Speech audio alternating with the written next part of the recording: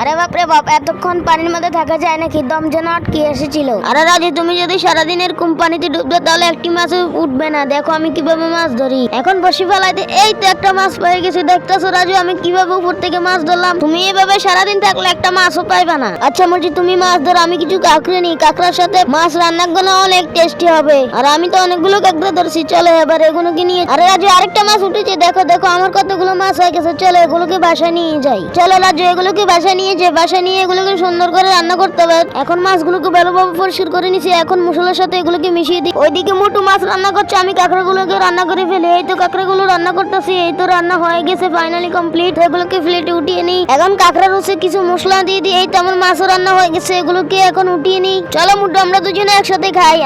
দেখি তো কেমন হয়েছে আমার মাছ। সেই মুটু, তুমিও খাও, খাবার গুলো অনেক টেস্টি হয়েছে।